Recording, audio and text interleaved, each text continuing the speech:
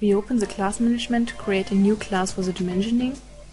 Under Mapping Class Management, Create New, we enter the name,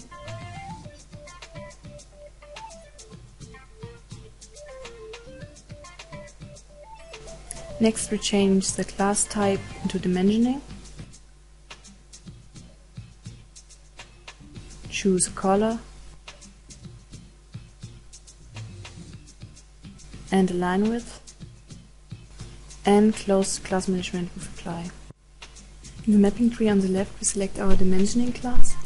Next we make use of the function display only current class, and all other mapping elements are hidden from us and we are only shown the rectified image. On the right in the tool window we have several options and dimensioning modes to choose from: horizontal, vertical, align, distances and height dimensioning. We start with the last and select upper edge. Activate the measuring tool and measure several height points on our object.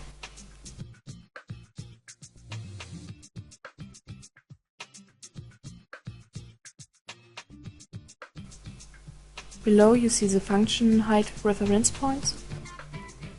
Here we define a reference point, usually the ground point. We activate the reference point, enter the height and measure the height point on our object at a threshold, house edge or similar. All height point stats will be changed accordingly.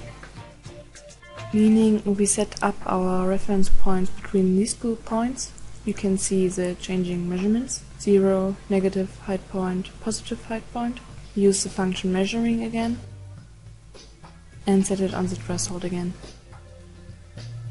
Change font size and dimension unit. We go over project and project settings to the register card dimension, font size 4 mm, display dimension unit and apply.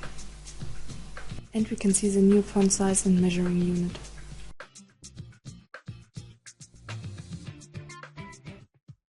We can activate the individual measuring element via hammer tool and move its position. You see that the stats are updated instantly. You can also move the position using the arrow keys, and the keys F1 to F4 determine the step size. F1 1 mm, F2 1 cm, F3 1 decimeter and F4 a meter. I press F2 for 1 cm and can now move the height point in centimeter steps on the facade. On the right in the tool window we see the ongoing numeration of our measure points. In the second column we are given the related height. With left click you activate the dimension points and with double click you zoom in on their position.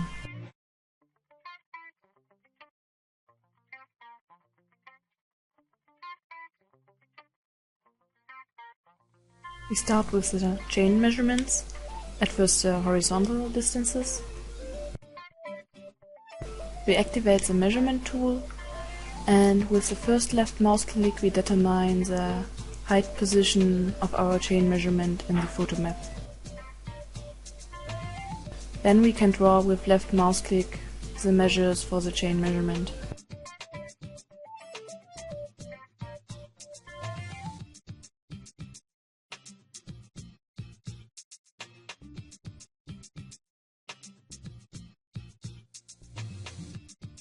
When we zoom out, we can see that the chain measurement is drawn.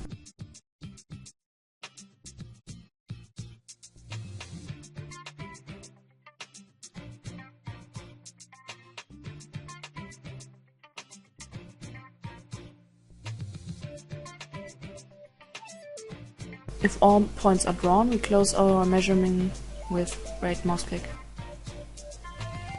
You can read the taken measures. In the chart on the right we have the option to display the measure polygon. You see the measured positions. We can activate the auxiliary lines and get a better insight which point is related to which measurement on the chain. With the hammer tool you are able to edit the position of individual points and the chain measurements are updated.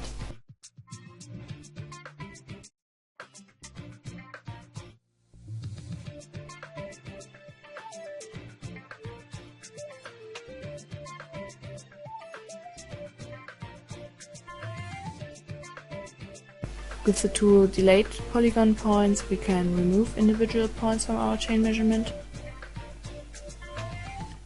or add new points with the tool Insert Polygon Points. For this we have to activate the start point and measure the new points between.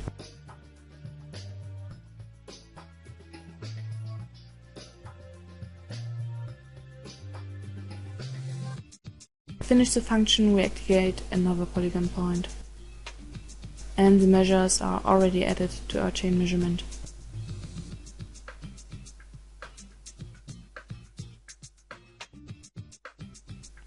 We remove the ticks and deactivate auxiliary lines in the polygon.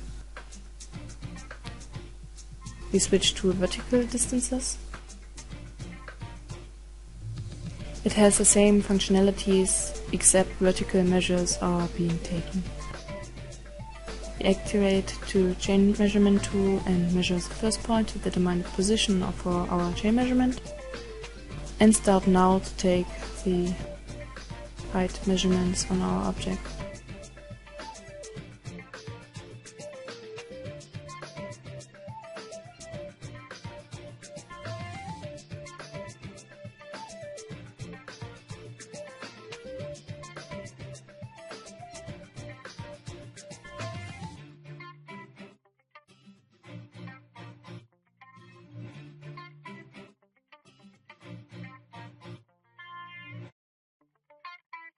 With right mouse click we finish the chain measurement, and again you can display the polygon in auxiliary lines.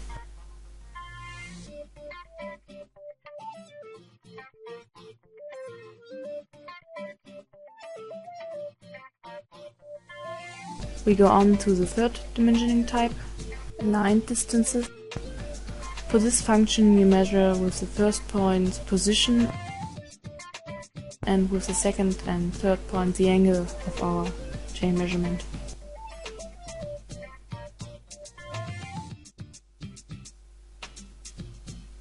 Further measures will be reduced orthogonally to this line, meaning we can take measure points here and they are drawn in our chain measurements. We end the function with right mouse click. You can also activate a chain measurement with a hammer tool and move it orthogonally to its orientation, meaning a horizontal chain measurement can be moved vertically and a vertical one can be moved horizontally.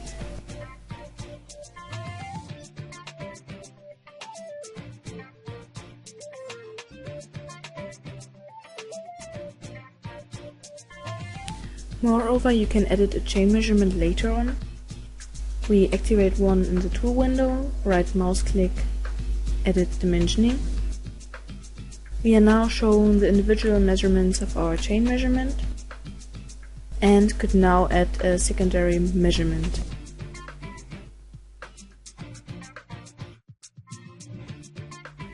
Go to the next one and set it in brackets because we have docked its validity. We edit it again and can also add an info text.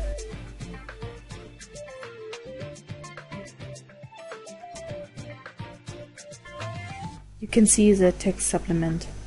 Apply. We move on to the last dimensioning type, individual distances. With this function you can measure over 2 points, single measurements. With press Shift key you can draw horizontal or vertical measures.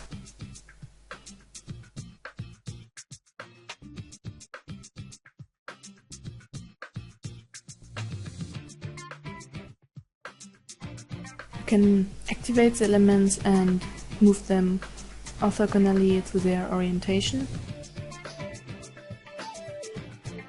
or edit them over the context menu after activating them in the chart list. Here we could again add a secondary measurement or an info text or set the measurement in brackets.